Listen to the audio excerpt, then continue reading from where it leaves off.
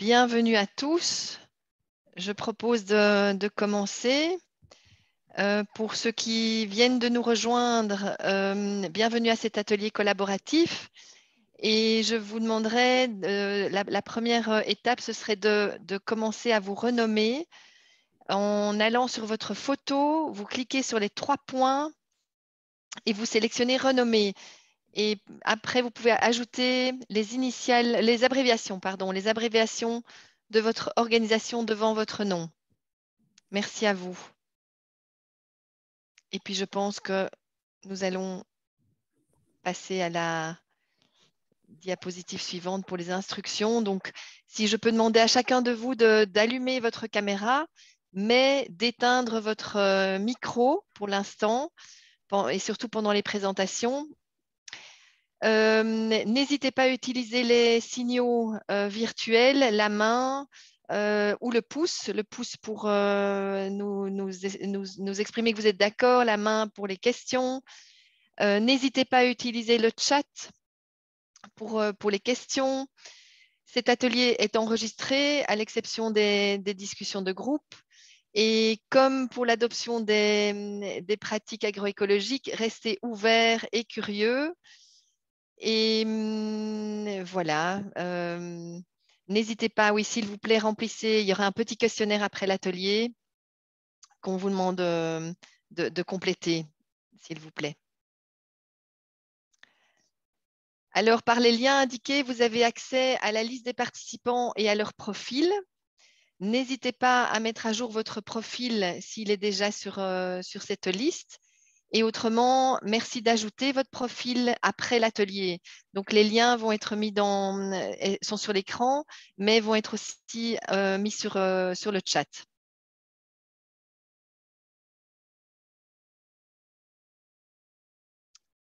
Bienvenue à toutes et à tous aujourd'hui à notre parcours d'apprentissage collaboratif et qui traite de l'application par les agriculteurs de pratiques agroécologiques prometteuses dans le Sud.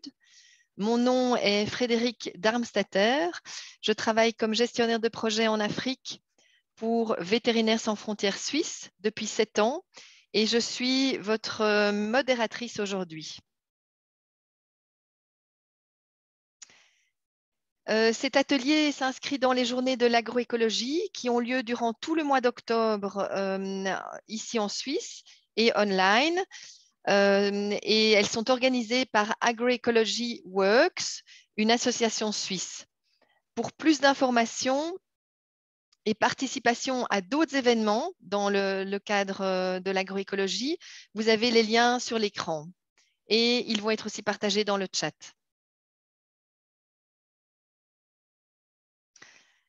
À l'agenda aujourd'hui, nous allons d'abord brièvement vous présenter l'Alliance SUFOSEC et les résultats du premier atelier auquel certains d'entre vous ont certainement déjà participé l'année dernière.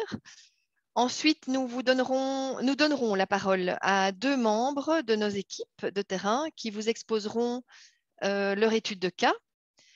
Le troisième volet de l'atelier s'organisera en groupe de travail qui débouchera sur la co-création d'un guide pratique par et pour les praticiens de l'agroécologie sur les facteurs essentiels de succès durant les premières étapes de la transition.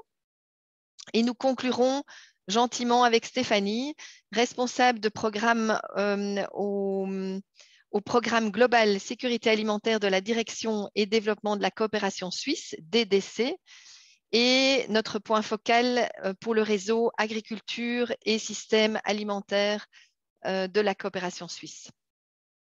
Bienvenue Stéphanie. Êtes-vous tous prêts pour la photo de groupe? Donc, merci d'allumer votre caméra à tous. Merci à tous.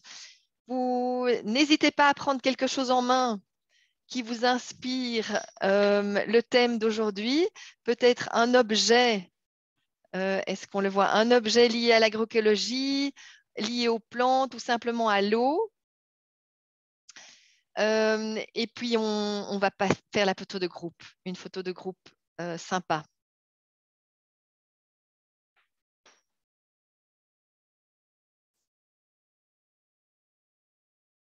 Oui, moi, l'écran, je n'arrive pas à... Ah, peut-être ici.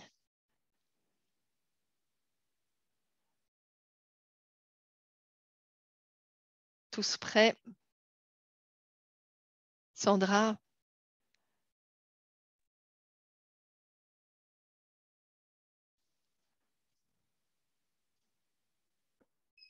Je pense que c'est Rena qui va le prendre.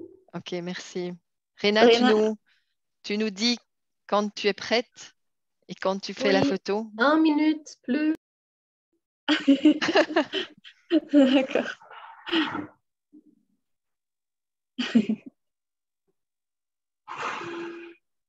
C'est bon?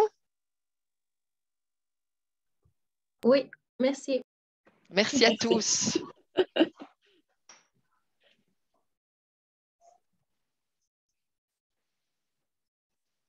Donc, j'attends que l'écran revienne à la présentation.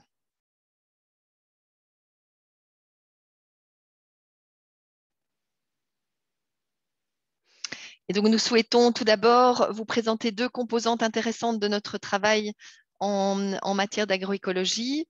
D'une part, il s'agit des résultats d'une récente enquête de l'Alliance Sufosec auprès des ménages concernant l'agroécologie et d'autre part, de l'inventaire des modèles d'apprentissage que nous avons co-créé ensemble lors de notre première rencontre en ligne en novembre 2021.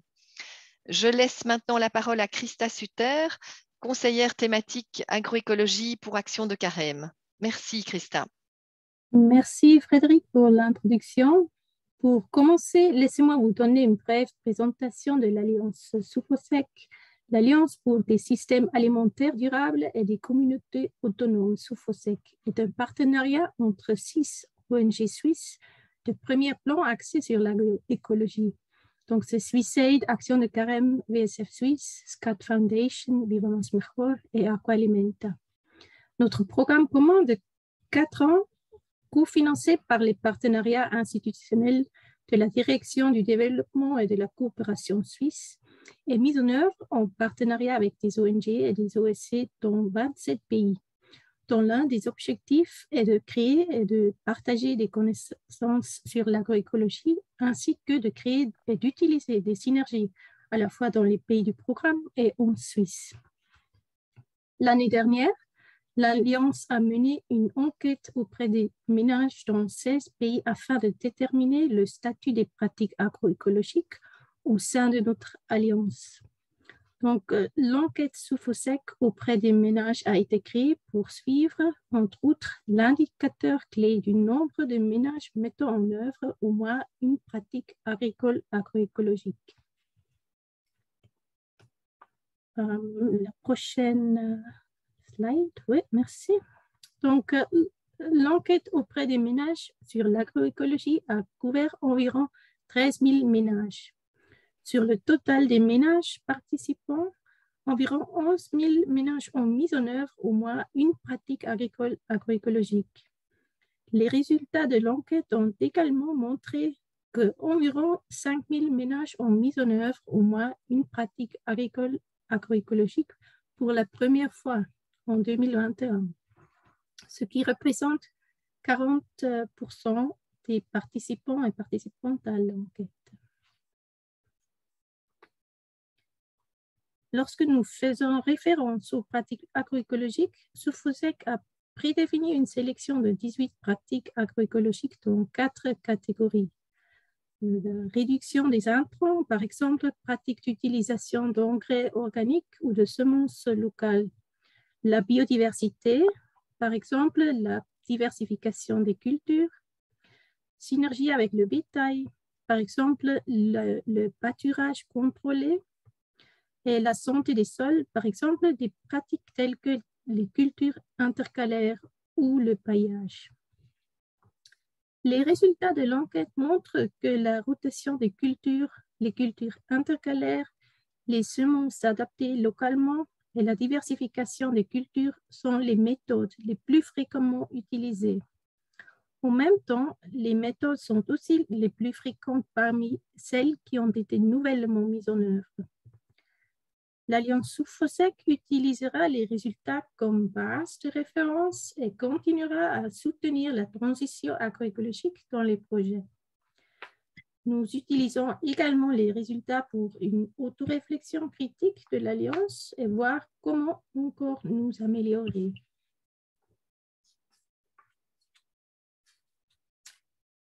Le groupe d'apprentissage sur l'agroécologie de l'Alliance SUFOSEC a créé un parcours d'apprentissage sur 4 ans, de 2021 à 2024.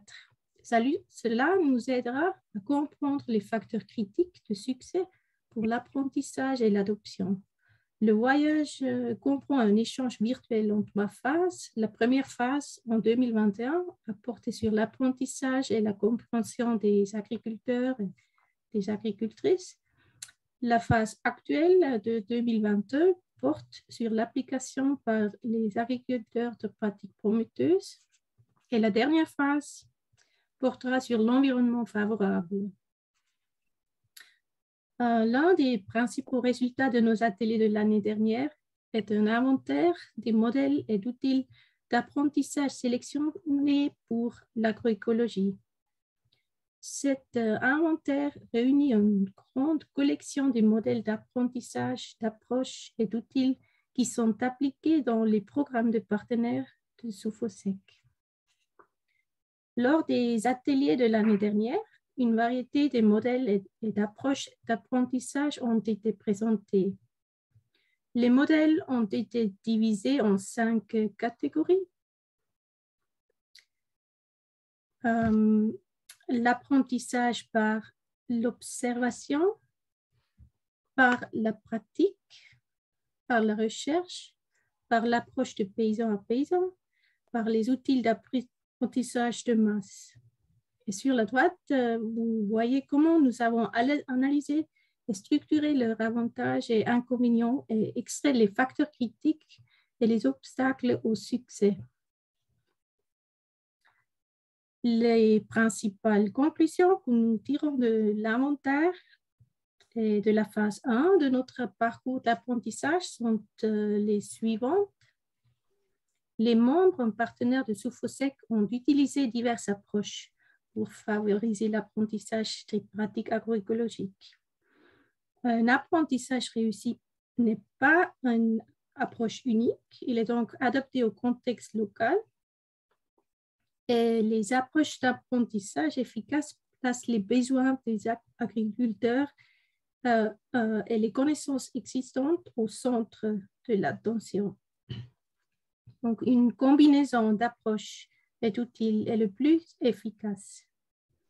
Et une bonne facilitation est essentielle pour la co-création de connaissances et l'apprentissage de l'agroécologie. L'inventaire est disponible en 3 langues et vous pouvez le télécharger avec le lien dans le chat. Et si vous avez des questions, n'hésitez pas à les poser dans le chat. Merci et à retour à Frédéric. Merci Christa. Parfait. Nous aurons l'occasion d'avoir une petite séance questions-réponses si besoin. Même vous pouvez, n'hésitez pas à poser vos questions dans le chat. L'atelier d'aujourd'hui, il se concentre sur la phase 2 et nous vous invitons donc à développer l'échange entre praticiens de l'agroécologie dans le Sud en nous concentrant sur la manière de façonner les premières étapes déterminantes de la transition agroécologique. Le résultat que nous souhaitons atteindre à la suite de cet atelier aujourd'hui, c'est la création d'un guide pratique par et pour les praticiens de l'agroécologie sur les facteurs de réussite essentiels durant les premières phases de la transition agroécologique. Avant de passer aux présentations, je vous invite à aller sur www.menti.com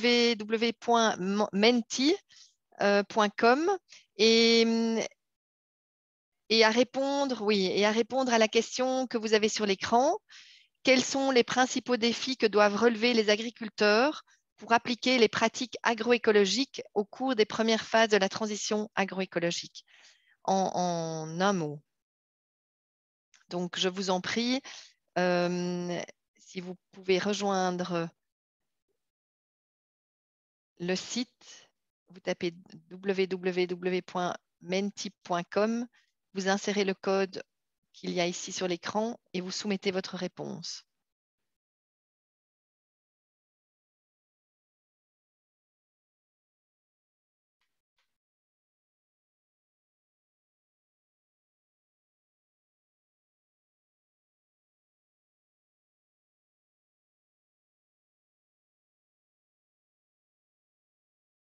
Prise de risque, on va en parler. Très bien. Tout à fait. Résistance au changement aussi, c'est lié. Beaucoup de patience, tout à fait. Investissement, bien sûr, on ne pourra pas avancer sans des investissements en ressources et financiers. S'il vous plaît. Oui, si vous avez une question pratique ou technique, n'hésitez pas à utiliser le chat et autrement, je vous écoute. Oui, madame, ce monsieur Tingeting est divin. Oui. Mais je n'arrive pas vraiment à accéder au site, je ne sais pas. Alors, la personne qui est sur le chat, dans le chat peut vous aider. Dans le chat aussi, il y a dans la boîte de dialogue, vous avez aussi le lien. D'accord, merci. Comme ça, je peux accéder même avec vocalement, comme ça, je peux répondre aussi à la question. Oui, tout à fait, tout à fait. Et si vous n'y arrivez pas, répondez dans le chat. Vous mettez un mot ou deux et vous pouvez répondre dans le chat. Bienvenue. D'accord, merci.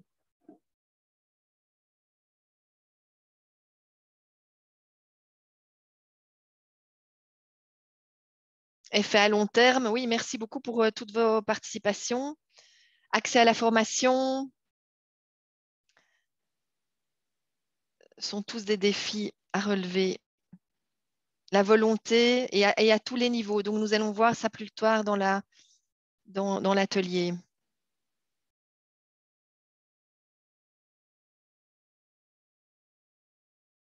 Très bien. Réna, tu me fais un signe quand on peut avancer.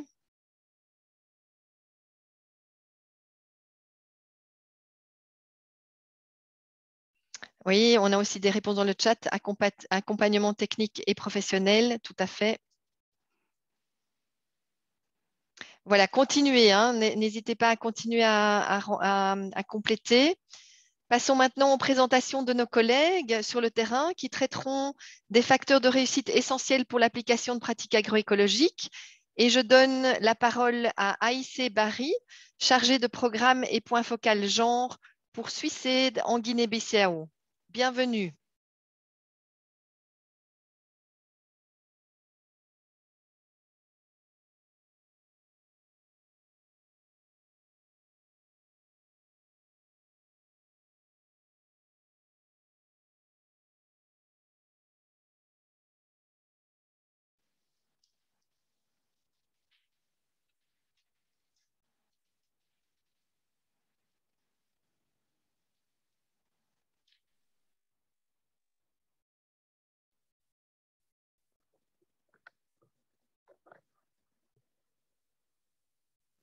Bonjour, je m'appelle Aïssé Barry, je suis chargée de programme senior à Suicide en Guinée-Bissau. Merci de m'avoir donné l'opportunité de vous faire cette présentation sur l'adoption de l'agroécologie dans la culture maraîchère par les paysannes en Guinée-Bissau. La Guinée-Bissau, c'est un pays lusophone qui se trouve en Afrique de l'Ouest, où la majeure partie de la population pratique l'agriculture. Et 80% des agriculteurs sont des femmes. Elles sont très actives dans la culture maraîchère, qui est leur principale activité. Les paysannes ont pour principal objectif d'abord d'augmenter leurs revenus, d'avoir des revenus beaucoup plus élevés pour faire l'agroécologie, mais également d'améliorer le rendement, d'avoir une alimentation beaucoup plus saine et beaucoup plus diversifiée et sur une longue période, afin de subvenir aux besoins alimentaires de la famille. Et elles font l'agroécologie aussi, c'est pour répondre aux changements climatiques. Les contraintes dont elles ont été liées pendant cette transition vers l'agroécologie, nous avons noté principalement le manque d'accès aux connaissances des pratiques agroécologiques, Nous avons noté aussi le manque d'accès et de contrôle des terres. Culturellement, les terres appartiennent aux hommes, pas aux femmes. Et elles parcourent de longues distances aussi pour faire l'irrigation à l'arrosage dans les champs. Elles ont eu des difficultés aussi d'accès au marché. L'état des routes très dégradé ne favorise pas trop le transport des produits car les champs se trouvent dans des zones éloignées des marchés. Et enfin, l'autre contrainte, il s'agit de la participation des hommes dans leurs activités. Les hommes ne soutiennent pas vraiment les femmes dans leurs activités économiques, dans leurs activités de champ. Pour faire face à toutes ces contraintes, Suiced a mis en place des approches. Et parmi ces approches, nous avons fait la sensibilisation au genre afin de s'assurer que les hommes laissent les femmes devenir économiquement actives et qu'elles puissent avoir leur soutien. Et aussi l'approche de sécurisation foncière a été mise en place qui a permis aujourd'hui au groupement des femmes d'avoir leur titre foncier au nom de leur groupement. Mais également des champs pilotes ont été mis en place, des parcelles aménagées dans leurs champs pour apprendre et comprendre, expérimenter les pratiques agroécologiques. Et dans ces champs pilotes ont été identifiées des productrices pilotes qui servent de relais pour diffuser et faire la réplication des pratiques agroécologiques qu'elles ont apprises dans les champs pilotes et qu'elles vont répliquer dans leurs champs individuels ou dans les champs collectifs, elles puissent accompagner leurs camarades. Mais aussi, Suiced a mis en place comme approche la fourniture de fonds pour les installations au niveau des champs, tels que la clôture pour éviter la divagation des animaux, mais également l'installation d'irrigation au niveau des champs.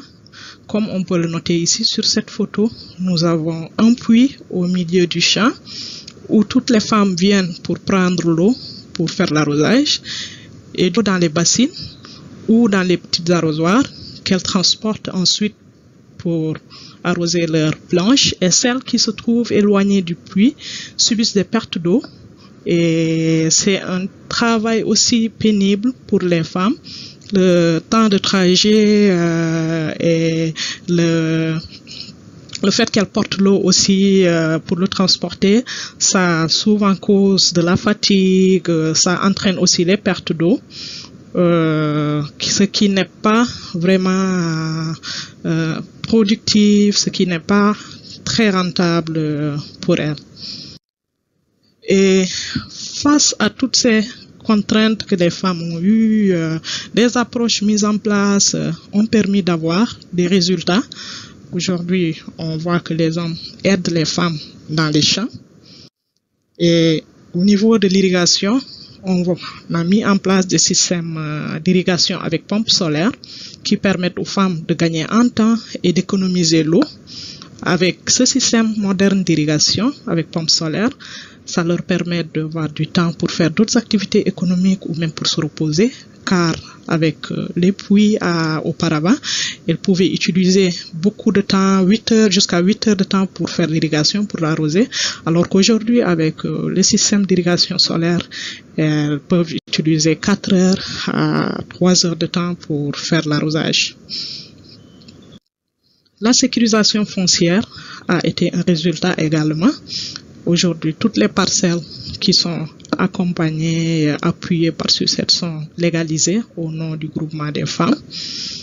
Et ça leur permet d'être confiants, d'être joyeuses et de savoir qu'elles peuvent pratiquer l'agroécologie de façon continue et elles ont de l'espace qui leur appartient et elles peuvent aussi avoir et la gérer de façon autonome.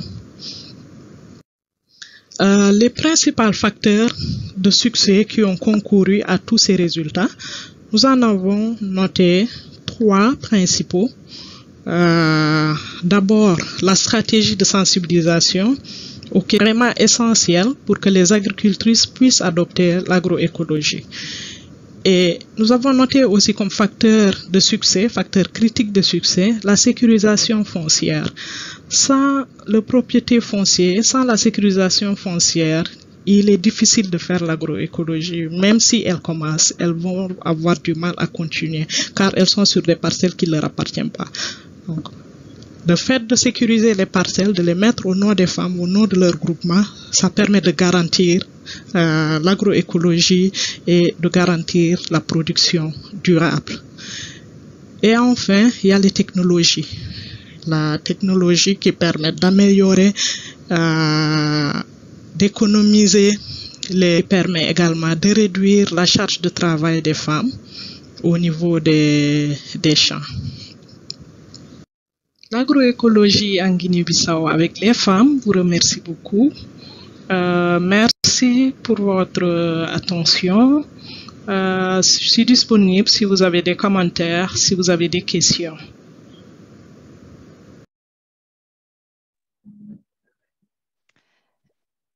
Merci Aïssé. Il y a des mains, il y a peut-être une main levée. Il y a aussi des questions dans le chat qui sont très intéressantes et pertinentes. Et par rapport à ces questions, je vous invite à attendre un moment les ateliers en petits groupes où vous pourrez discuter et échanger au sujet de vos questions et des points qui ont été mentionnés. Ici, nous avons pu entendre donc avec Aïssé comment le maraîchage est une alternative crédible pour l'autonomisation des femmes et comment réduire la pénibilité du travail des femmes. Je trouve il est très encourageant de voir que les bénéficiaires des interventions se réjouissent de ces changements induits par cet accompagnement dans leur pratique agroécologique. Je donne maintenant la parole à Germain Niambo, coordinateur du programme pour Action de Carême en République démocratique du Congo. Bienvenue, Germain.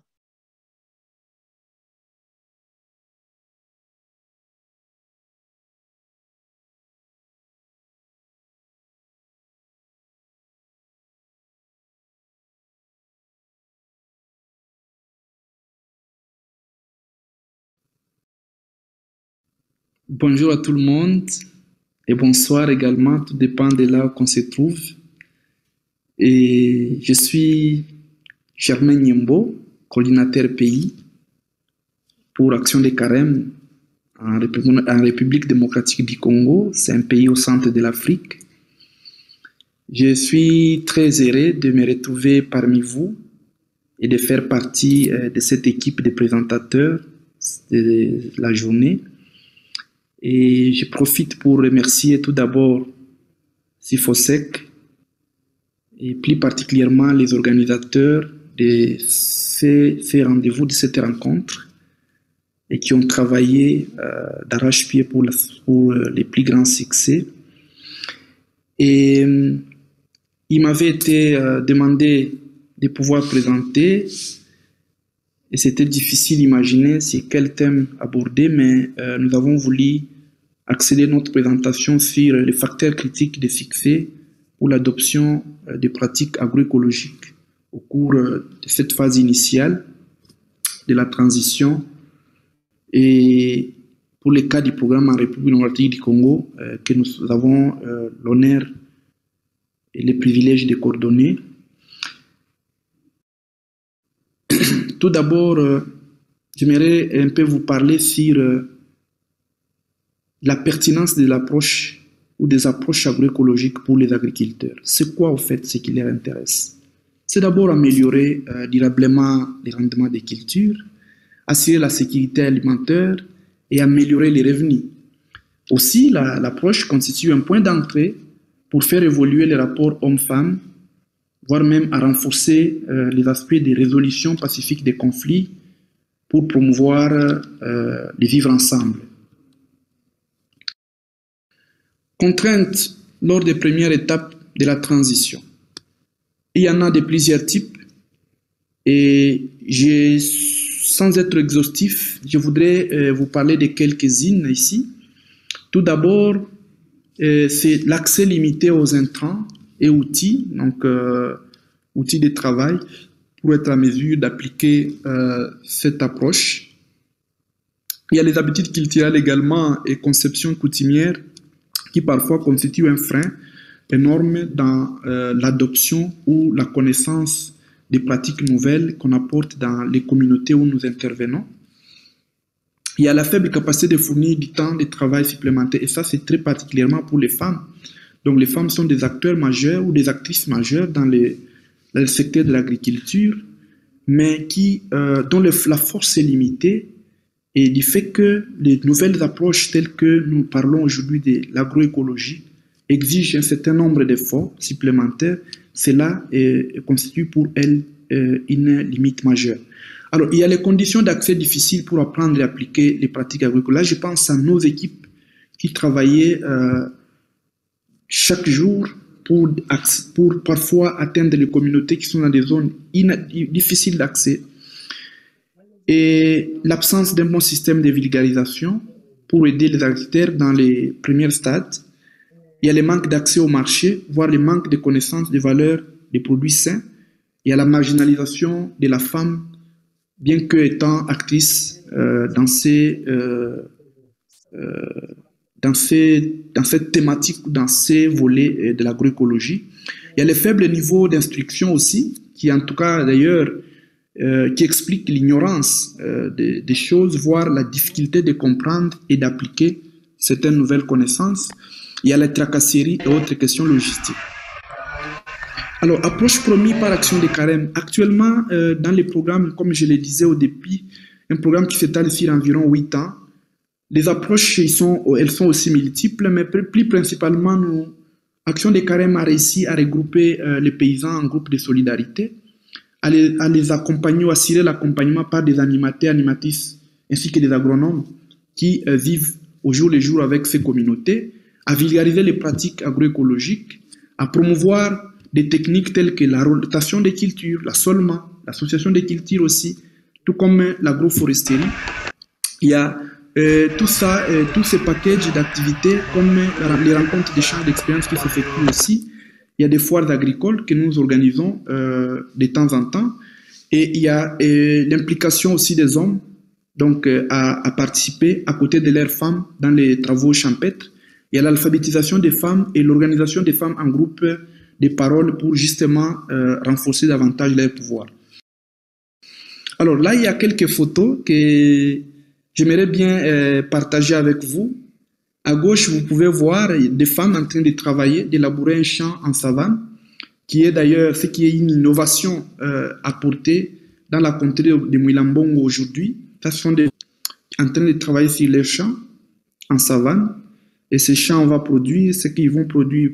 Ils garderont une partie pour la semence, une autre partie pour la nourriture et une autre, justement, sera orientée vers les marchés pour se procurer de l'argent et qui leur servira de résoudre à certains de leurs problèmes.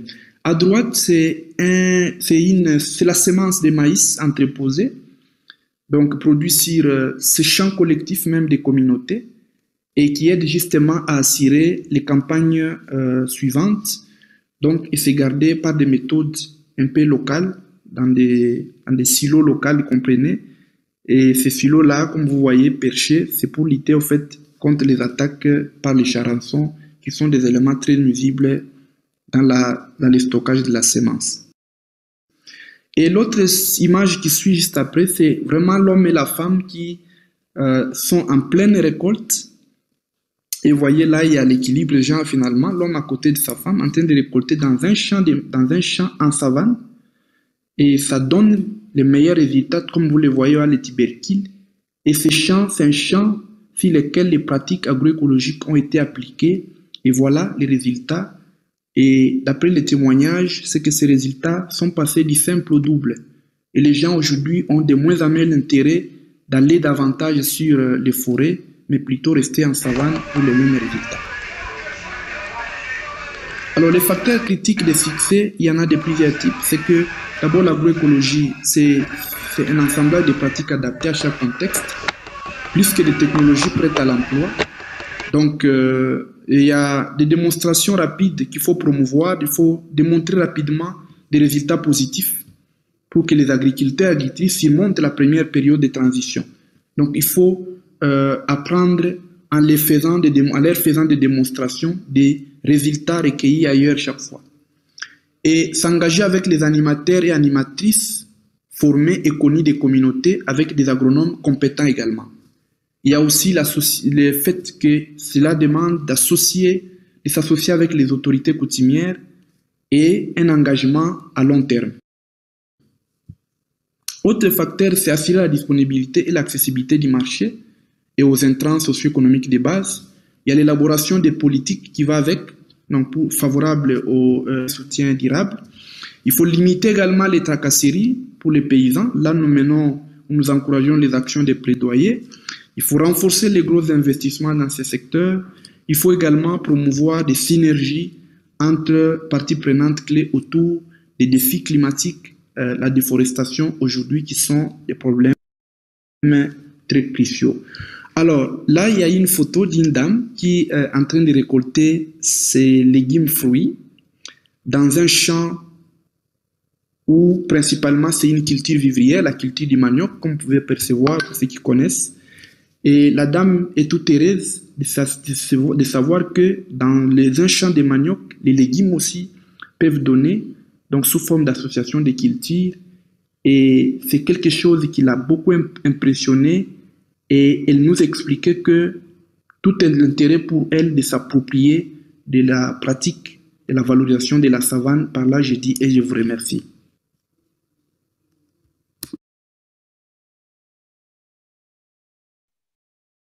Merci Germain. Il est très positif d'entendre qu'une dynamique de gestion durable, de promotion de l'exploitation des savanes et d'accompagnement des femmes a pu être initiée à travers le développement des pratiques agroécologiques.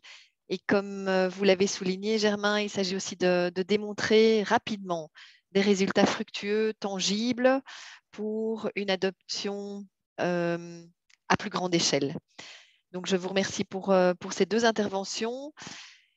Est-ce que nous avons le temps, donc, parce que personnellement, je vois le chat, il y a des questions très pertinentes, très intéressantes. Est-ce que je peux avoir un peu d'appui? Pouvons-nous éventuellement en passer une ou deux en revue, même si ce ne sont pas des questions de clarification, mais plus des questions de fond, ou bien devons-nous avancer?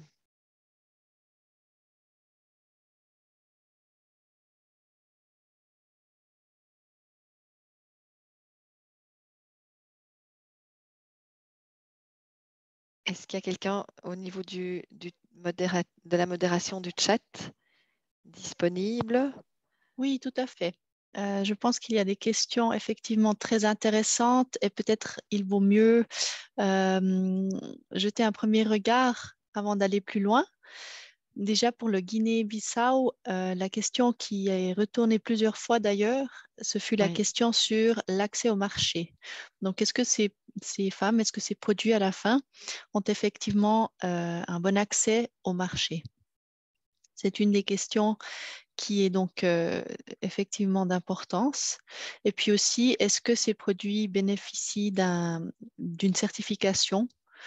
Donc, que ce soit une certification participative ou autre, pour justement également donc, faciliter des bons prix pour ces produits-là.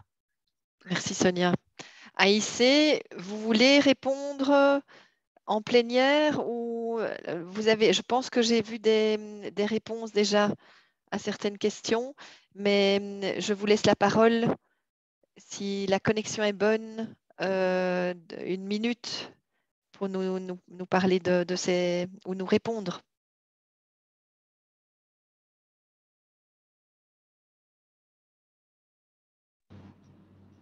Bonjour. Bonjour. Bonjour Aïssé, allez-y, on vous écoute. Ok, merci. La connexion n'est pas très bonne, donc au cas où vous me perdrez, je vais continuer sur le chat. Parfait. Oui. À propos du marché, oui, je vais commencer par ça. Il existe, l'accès au marché existe, mais avec beaucoup de contraintes. Et jusqu'ici, on travaillait plus sur la partie production, donc pour les organiser et renforcer la production. Parce que pour accéder, pour aller au marché aussi, je pense que c'est important d'avoir une assez importante quantité de production pour pouvoir bien organiser le marché et accompagner. Et donc, la plus grande expérience qu'on a, c'est beaucoup plus sur la production, mais nous avons des perspectives pour accompagner aussi l'organisation du marché. À propos du foncier, les types fonciers, quelqu'un a posé une question, quelle est la source des fonciers, des terres? Elles appartiennent en général à des familles ou elles appartiennent à une personne privée qui décide d'en faire un don ou de vendre. Et donc, comme j'avais dit dans la présentation, que l'idée qu'elles aient la parcelle à leur nom aussi, ça permet de garantir l'agroécologie. Parce que celles qui n'ont pas une garantie de pouvoir continuer leur production. Culturellement, l'accès à la terre est une question très difficile ici, où les femmes ne sont pas héritières de terre et elles n'ont pas suffisamment de ressources économiques pour pouvoir acheter aussi. Donc, c'est avec l'appui des projets souvent qu'elles bénéficient de parcelles qui sont sécurisées. Merci Aïssé. Il y avait également la question de quel est un exemple concret de technologie qui réduit le besoin de main-d'œuvre. L'exemple qui réduit le besoin de main-d'œuvre, c'est le système d'irrigation solaire. Avec l'irrigation, comme on a eu à le voir, les femmes, elles utilisent beaucoup de temps pour irriguer. Et souvent, quand elles ont d'autres activités à faire, elles font recours à la main-d'œuvre. Elles payent la main-d'œuvre pour faire l'arrosage parce que ça leur prend beaucoup de temps. Et avec ce système d'irrigation solaire aujourd'hui qui est mis en place, donc, ça leur permet de gagner du temps et ça leur permet également d'économiser de la main-d'œuvre. Merci beaucoup. Et puis peut-être une dernière sur le Guinée-Bissau. Est-ce que vous avez pris des mesures aussi pour influencer le comportement des consommateurs afin de faciliter donc, la dynamisation d'un marché pour ces produits? Oui, on a commencé à travailler sur ça depuis quelques années. Donc, on a une organisation de marché bio qui se passe tous les samedis de chaque mois. Et pour le moment, la public cible, elle est générale,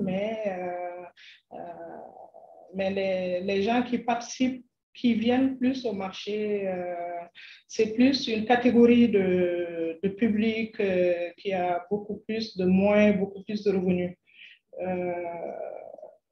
Donc, on est en train de travailler sur les sensibilisations au niveau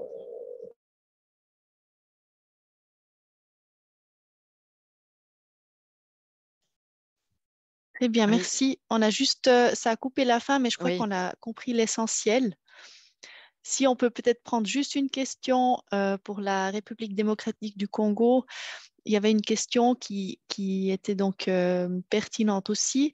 Qu'en est-il des pratiques propres des communautés et aussi des pratiques donc, traditionnelles? Comment est-ce que c'est pris en compte dans le travail, notamment d'action de carême, mais généralement aussi?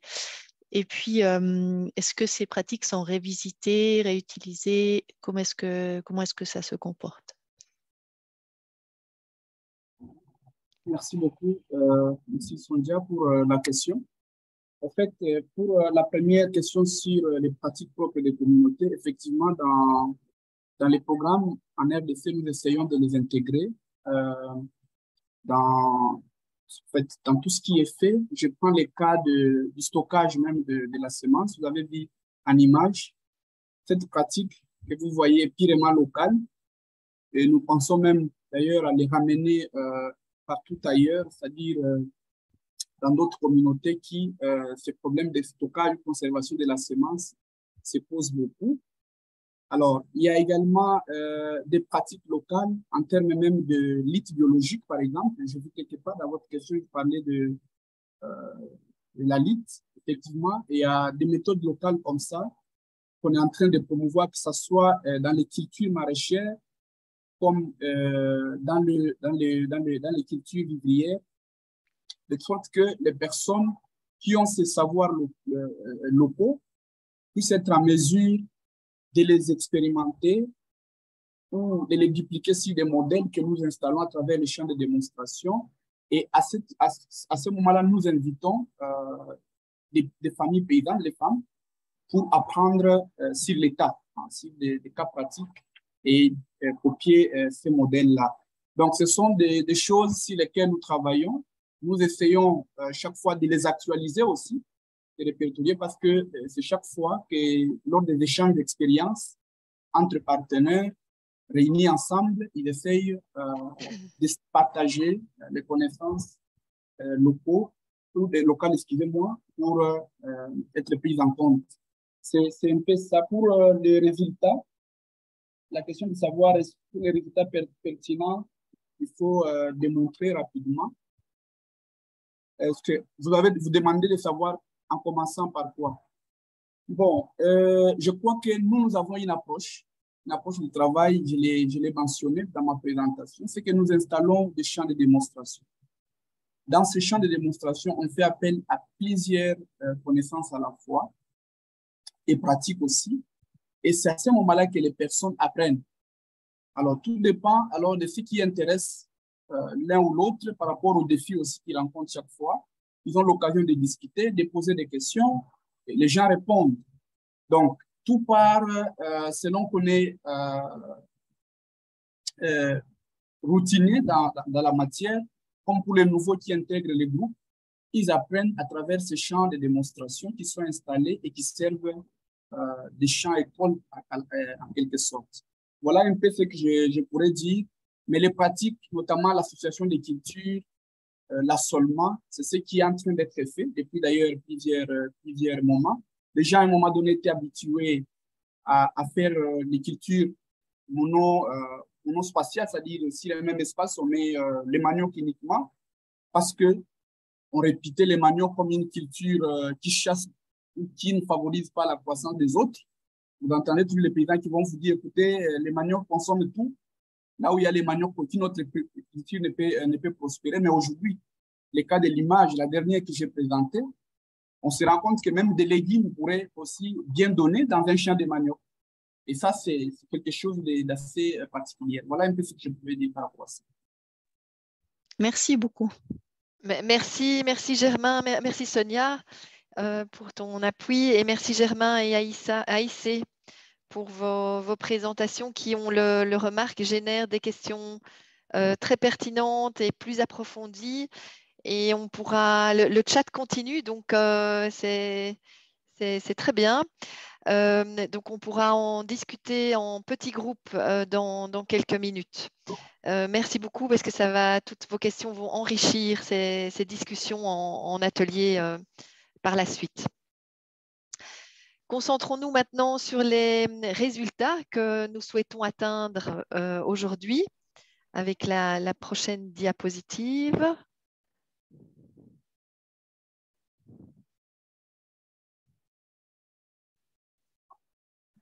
Merci.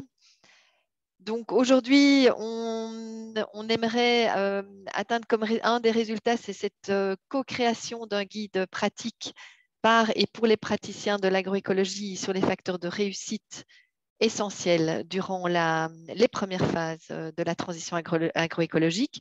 Et le produit final sera ensuite distribué au sein des principaux réseaux professionnels et au grand public.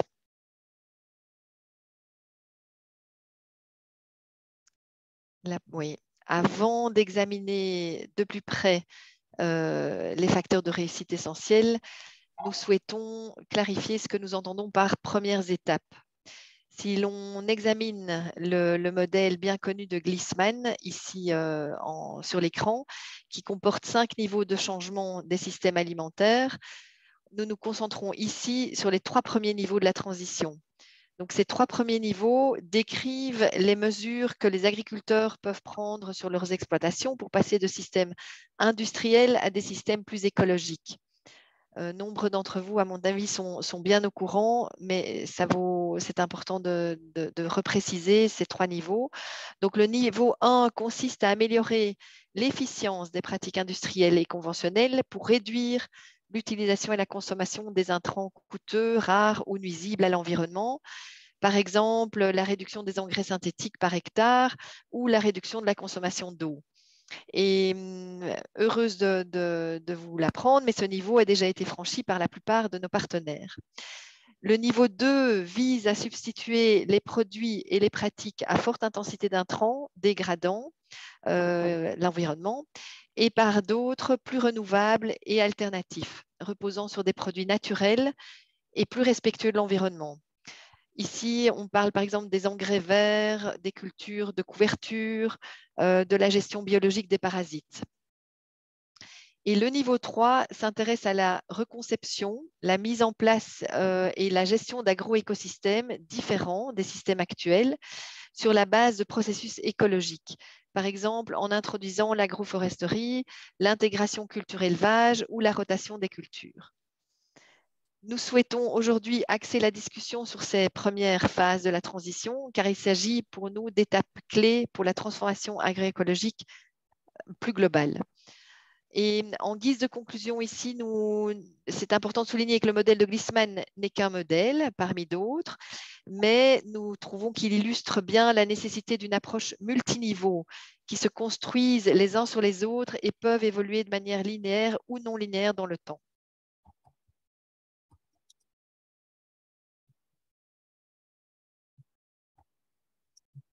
La prochaine diapo.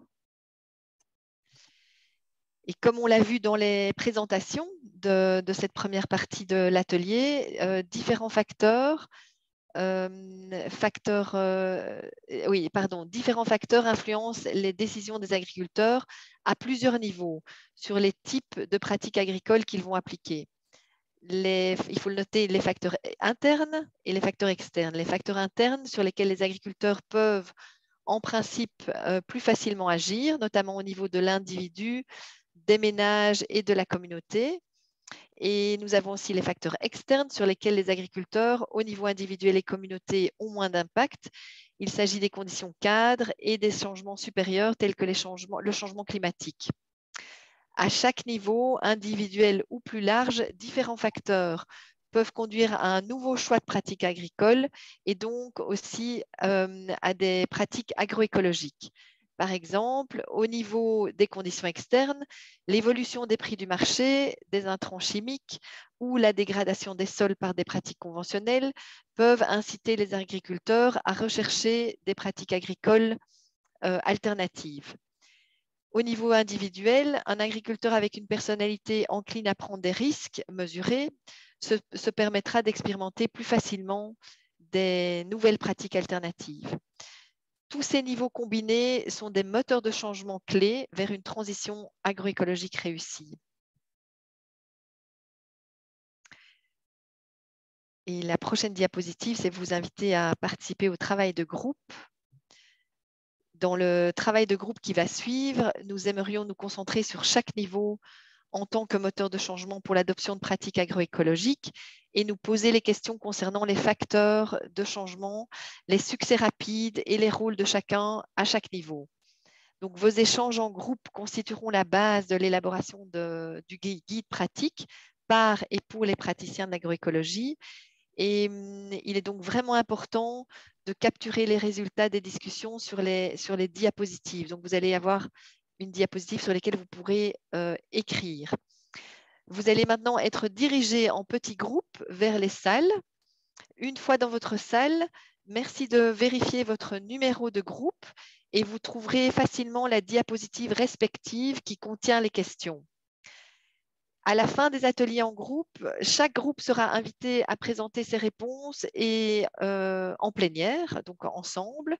Et la restitution en plénière ne concernera que la question 2 et ne dépassera pas 1 minute. Donc, on a dû faire un choix en plénière, mais que ça ne vous empêche pas de répondre à toutes les questions. Mais en plénière, nous avons sélectionné la question 2 pour un échange et une restitution. Donc, merci à vous et je pense que maintenant, l'équipe technique va vous rediriger doucement vers les salles avec peut-être une diapositive qui vous explique comment ça fonctionne plus précisément. Voilà, donc je vous laisse lire, je peux le lire avec vous. C'est ce que je disais, vous allez être répartis dans des salles. Une fois dans la salle, vous vérifiez votre numéro de groupe, vous trouvez la diapositive respective. Vous serez accompagné de co-modérateurs, co-modératrices. Ce serait bien aussi de sélectionner parmi vous quelqu'un qui prend note. Et oui, je pense que tout est dit. Si vous avez des problèmes techniques, n'hésitez pas d'en parler, de vous entraider, d'en parler dans le chat ou peut-être de vous reconnecter. Je vous souhaite des bons échanges, des bonnes discussions sur tous ces sujets-là. Et on se donne rendez-vous dans plus ou moins 30 minutes.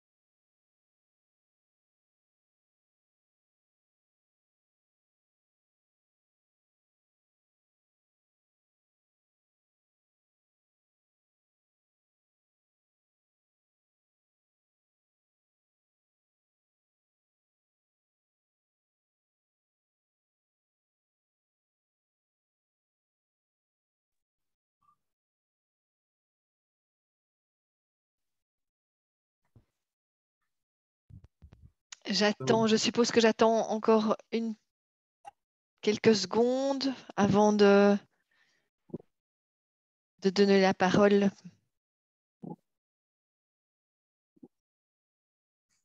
J'attends que tout le monde soit de retour dans cet atelier en plénière.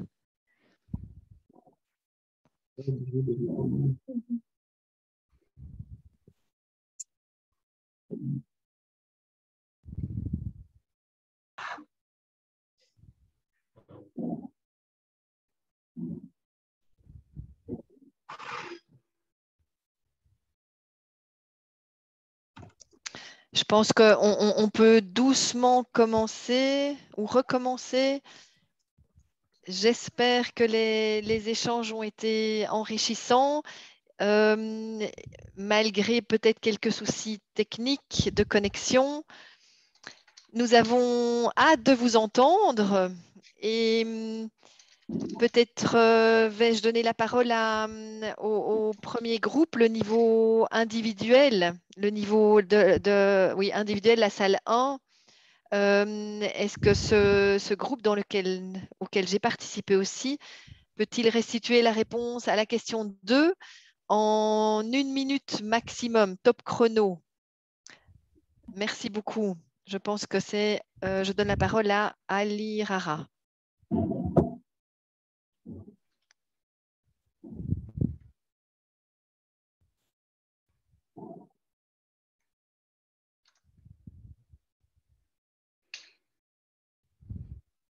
Ali Rara, vous êtes avec nous?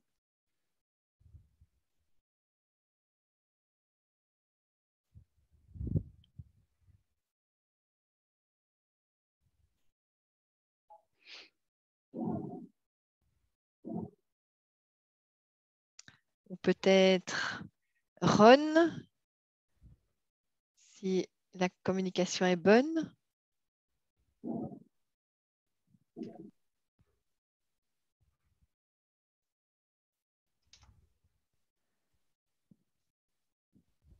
Ah, pardon Frédéric, j'étais sur mute. Ok, Est-ce que merci. tu peux me répéter la question 2? Je n'ai pas devant moi. Voilà, alors la question 2, je vais justement l'ouvrir aussi. Je n'ai malheureusement pas pris note. La question 2. Ah voilà, elle est... Merci beaucoup. Merci à l'équipe technique. Elle est ici. Donc, les succès rapides au niveau individuel, quelles mesures pratiques et techniques concrètes peuvent être prises pour parvenir à une adoption rapide et réussie pendant les premières phases de la transition? Donc, je crois ce qu'on a discuté, c'était une bonne introduction de cette transition pour que la compréhension et l'engagement soient assurés de tout et chacun. Une bonne connaissance du propre système pour comprendre aussi à long terme qu'est-ce que ça va se passer avec le système actuel et là où on veut aller avec le système futur. Échange et recherche participative. On a considéré très important ce que les Anglais appellent citizen science, donc impliquer les acteurs à la base aussi pour mesurer les effets, par exemple. Les techniques et les pratiques qui sont accessibles, qui ne sont donc pas coûteux et qui ne prennent pas du temps et qui ressortent un effet immédiat, comme le paillage, l'utilisation des pesticides faits à la maison, la régénération naturelle assistée. C'est tout pratique très accessible. Équipe technique, vous pouvez m'étendre un peu l'écran? Je ne vois pas le dernier point.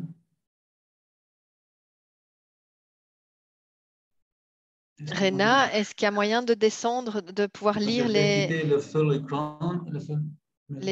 derniers éléments qui étaient en dehors de l'écran? Merci. Mais éventuellement, investissement en matière de stockage pour assurer un certain volume et un accès au marché. Je crois que c'était ça. Tout à fait. Oui, c'est ça. Excusez-moi, j'étais en mute tout à l'heure. Ah je viens de voir. Pas de souci. Merci, Ron. De rien. Merci beaucoup. Deuxième salle, le niveau du ménage. Est-ce qu'il y a quelqu'un de votre groupe qui peut répondre? Oui. Merci. Oui, c'est moi. Alors, on a parlé de systèmes de soutien numérique qui fournissent des informations en temps réel aux agriculteurs. On était à la salle 6, si jamais, Raphaël. Ah, Non, mais c'est bien, c'est niveau du ménage. Ah, oui, mais du coup, c'est l'autre slide qu'il faut présenter alors, la salle 6. Okay. C'est Raphaël qui a été très motivé. Voilà, merci, merci. Alors, on a parlé de systèmes de soutien numérique qui fournissent des informations en temps réel aux agriculteurs. Ça inclut aussi des contenus multimédia. Après, très important pour un succès rapide et aussi de valoriser des connaissances des agriculteurs. C'est aussi très important. Il existe des plateformes numériques où les agriculteurs peuvent échanger des informations et discuter ensemble des solutions à leurs problèmes.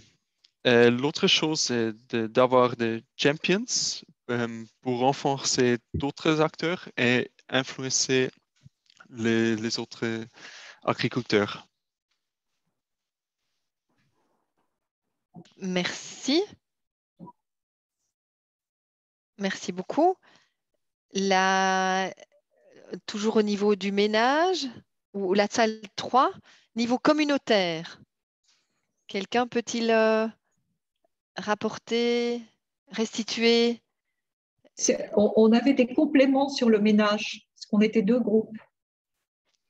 Oui, alors je pense que c'est une question de temps qui nous ne permet pas de peut-être passer tous les niveaux, ou s'il y en avait un deuxième au niveau du ménage, excusez-nous, mais on peut en parler, à voir quel temps on a. Donc, je laisse le niveau communautaire maintenant. La salle 3, qui était dans la salle 3 et qui peut restituer les réponses à la question 2. Oui, c'était au niveau communautaire, on a discuté, c'est important de sensibiliser et accompagner toutes les personnes, aussi de faire des parcelles de démonstration, peut-être aussi au niveau des techniques concrètes, produire les semences ensemble, quelque chose qui est possible au niveau communautaire, et d'avoir des échanges, visites-échanges. Et on a discuté encore plus, et si la groupe, quelqu'un veut ajouter quelque chose, c'est possible. Autrement, je te donne la parole, Frédéric. Merci. Est-ce que quelqu'un veut ajouter, quelqu'un du groupe de Christa veut ajouter quelque chose à ce qui vient de se dire? Et autrement, on passe à la salle 4. Quelqu'un peut restituer les... Oui.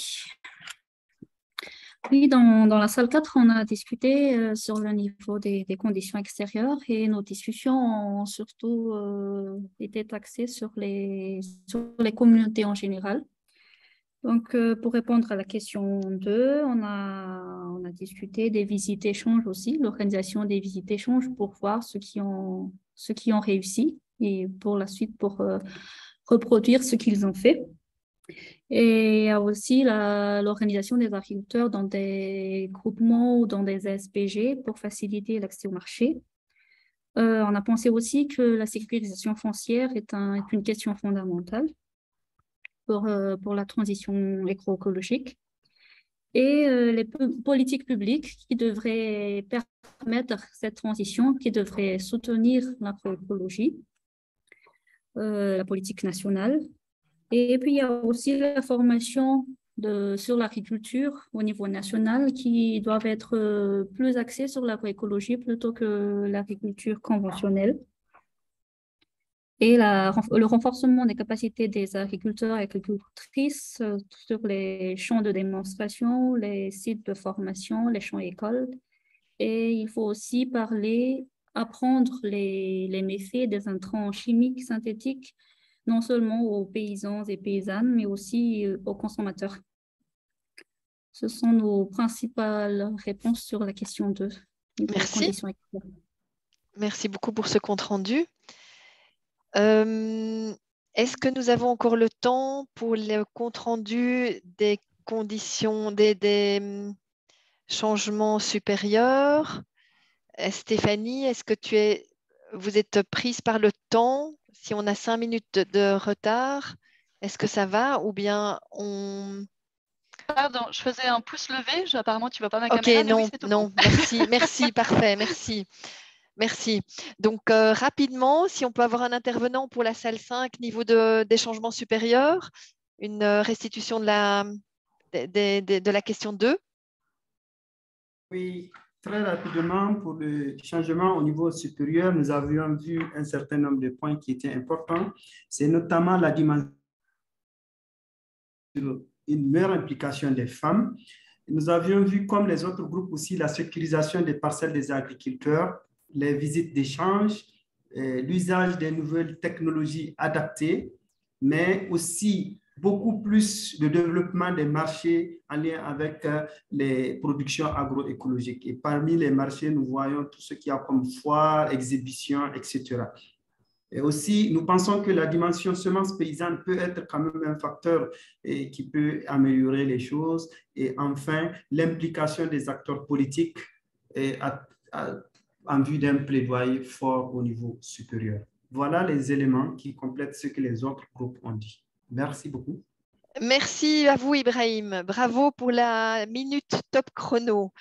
Donc, excusez-nous pour le second groupe de ménage, mais on a tout sur papier. Donc, ce sera noté pour le guide. Merci beaucoup à tous pour votre participation. Et pour conclure, j'invite Stéphanie Pierce de Raverscote, responsable de programme au programme Global Sécurité Alimentaire de la Direction et Développement de la Coopération Suisse, et le point focal du réseau Agriculture et Système Alimentaire de la Coopération Suisse, à s'exprimer sur les principaux enseignements de cet atelier. Merci Stéphanie. Merci Frédéric. Il faut quasiment 1 minute déjà pour me présenter. J'apprécie. Merci beaucoup. Je n'ai nullement la prétention d'obtenir ou de fournir toutes les réponses aux facteurs de succès essentiels, mais j'ai trouvé intéressant les éléments qui sont ressortis de manière assez uniformisée, on va dire, ou assez systématique entre nous.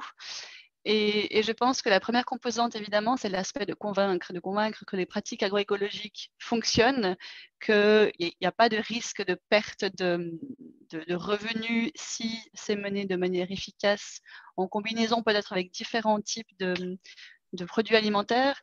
Il y a aussi le risque, évidemment, de se dire, bon ben voilà, je change de pratique, est-ce que ça va prendre du temps avant de pouvoir voir les impacts, etc. Donc, c'est vraiment cet aspect d'avoir un narratif convaincant. Et malheureusement, vu la spécificité des contextes, différence de type de sol, de géographie, de topographie, de météo, etc., il faut rentrer au niveau local. Et ça, c'est ce qui, on l'a vu, permet d'avoir des transitions plus efficaces et peut-être des combinaisons de pratiques plus rapides. Et une fois évidemment que certains fermiers ou paysans prouvent que ça fonctionne, les voisins d'à côté, là, l'effet de upscaling, comme on dit, l'effet de convaincre la communauté derrière est beaucoup plus efficace. Donc ça rejoint cette idée qu'on avait mentionnée tout à l'heure de trouver des champions qui permettent ensuite de disséminer les bonnes pratiques dans les différentes communautés. Par contre, évidemment, là on parle du niveau micro ou du niveau, on va dire en tout cas sous-régional, mais comment est-ce qu'on peut ensuite monter un peu toutes ces bonnes pratiques et s'assurer qu'on a un effet de levier qui est suffisamment important que pour pouvoir avoir une influence au niveau et national et global. On ne peut pas non plus se permettre d'avoir des projets dans tous les villages du monde. Et c'est un peu ces défis qu'on a entre comment s'assurer qu'on convainc au niveau local, mais aussi comment s'assurer que la dissémination peut se faire à plus grande échelle. Et là, il y avait différents exemples qui ont été mentionnés, comme la diffusion de vidéos ou d'explications, ou de s'y former les différents services d'extension pour qu'eux puissent ensuite disséminer les expériences de par les différentes régions. Évidemment, et ça on l'a clairement aussi vu pendant les discussions et pendant les présentations des 2 exemples au Ghana et au Congo, c'est que l'agroécologie en tant que telle est très complexe. Qu'est-ce que ça veut dire d'être agroécologique? Ici, on regardait vraiment le côté production, mais même au niveau production, qu'est-ce qu'on définit comme étant agroécologique? Est-ce que c'est juste de faire du compostage bio ou est-ce qu'il faut un ensemble de paramètres qui dit gestion des ressources naturelles plus efficace, qui dit moins d'entrants chimiques, etc. Et là aussi, on a un peu une difficulté. Alors clairement, tout pas dans la bonne direction est bon à prendre, mais si ensuite on veut regarder comment est-ce qu'on peut promouvoir ça au niveau des marchés, au niveau de la demande, mais aussi au niveau des mécanismes financiers qu'on veut mettre en place, cette question devient assez cruciale. Et là, on se penche à différents niveaux sur savoir comment est-ce qu'on veut répondre à cette question, qui, pour l'instant, est encore en cours d'essai, on va dire, dans différentes directions. Et puis, je sais que ça dépasse un petit peu aussi le cadre de l'atelier d'aujourd'hui, mais parce qu'on regardait vraiment les pratiques agroécologiques, donc là, on est vraiment sur la composante production, mais même déjà à ce niveau-là, comme les thèmes sont d'ailleurs aussi apparus pendant les groupes de travail, même à ce niveau-là, il faut regarder quelle est la composante de demande des marchés, comment est-ce qu'on peut influencer les consommateurs pour que les fermiers voient la valeur des pratiques agroécologiques qui répondent à une demande des consommateurs, que ce soit pour des produits plus sains, que ce soit pour avoir un environnement plus sain pour la communauté, etc. Et aussi pour avoir ce levier, évidemment, sur toute la chaîne d'approvisionnement. Je pense que le dernier élément que je voulais mentionner, c'est de ne jamais, évidemment, oublier le contexte dans lequel on travaille. C'est-à-dire, quels sont les paramètres qui vont nous permettre d'avoir un environnement qui est plus favorable pour le développement de ces pratiques agroécologiques. Et c'est vrai que de prime abord, la question du droit foncier peut être une question qui ne paraît pas forcément évidente dans ces liens-là, mais je trouve que le Ghana nous a montré un très bel exemple de la valeur de pouvoir, et le Congo d'ailleurs aussi, de pouvoir Guinée-Bissau, faire... Guinée-Bissau. Guinée-Bissau, pardon, Guinée-Bissau, de mettre bon usage et bonnes pratiques à travers le droit à ses propres terres, notamment en termes de prendre des risques. Je pense que je vais m'arrêter ici. Peut-être juste mentionner un dernier élément qui, pour la DDC, est aussi très important, c'est le lien entre nutrition et droit à l'alimentation, qui également, à mon sens, devrait ne pas être juste considéré dans les paliers de transformation, si on veut bien, 4 et 5 selon l'échelle de Gleesman, mais qui devrait être depuis le début intégré dans les discussions dès les premières étapes d'évolution de notre transformation des systèmes alimentaires. Et je vais m'arrêter là pour l'instant. Merci beaucoup. Merci beaucoup, Stéphanie. Je prends aussi des notes. Merci beaucoup pour cette dernière contribution qui amène beaucoup de réflexion, de points de réflexion et d'amélioration aussi. Merci beaucoup. Avant de nous dire au revoir, si vous avez encore, j'espère que vous pouvez encore consacrer 3-4 minutes, nous aimerions réaliser un dernier petit exercice. Pourriez-vous répondre à la question sur l'écran dans le chat et dans le chat, quelles sont vos principales conclusions de l'atelier? Merci d'avance de nous donner une à deux, 3 observations intéressantes. Je vous remercie et on laisse 3-4 minutes pour vous donner le temps de répondre dans le chat.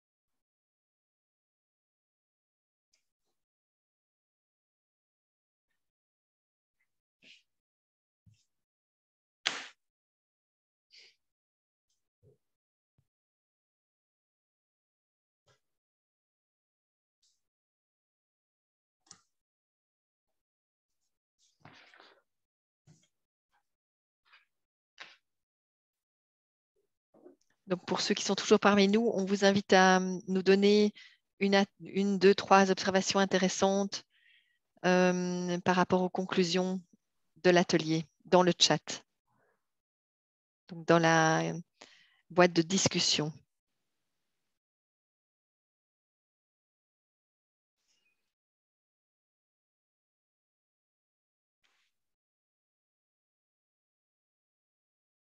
Et donc, il y a eu ces éléments par rapport à l'accès au marché, l'aspect foncier. Il y a des commentaires plus généraux sur la bonne expérience de cet atelier aujourd'hui.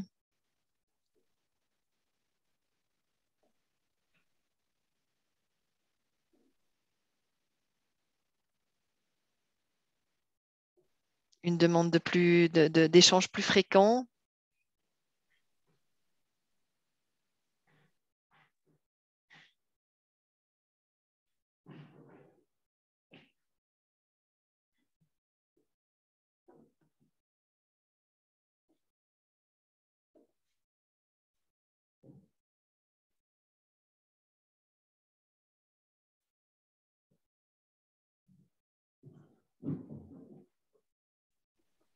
Sonia, si tu es toujours là, n'hésite pas à commenter aussi. Mais donc, je vous remercie beaucoup pour toutes ces contributions et ces observations. Et donc, n'hésitez pas, continuez, je vous en prie. Je rappelle aussi, vous pouvez aussi compléter, mettre à jour votre profil dans la liste des participants. Et donc, je vous remercie, nous vous remercions toutes et tous pour votre attention et votre participation active aujourd'hui.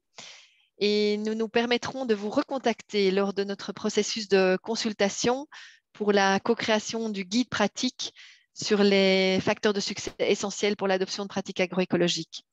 Je vous remercie beaucoup de votre attention et rendez-vous lors de notre prochain atelier qui aura lieu, donc ce sera la phase 3 qui aura lieu l'année prochaine. Et entre-temps, on va penser à vos réflexions et vos remarques et peut-être en organiser un entre-temps. On verra. Merci beaucoup et à bientôt. Bientôt. Au revoir. Au revoir. Merci. Au revoir. Merci. Bonne journée. Vous allez nous partager, le contenu de cet atelier. Tout à fait, tout à fait. Toute la présentation sera partagée et elle a été enregistrée aussi. Merci. C'est très pertinent pour moi. Merci à nous tous. Merci à vous pour votre participation. Au revoir.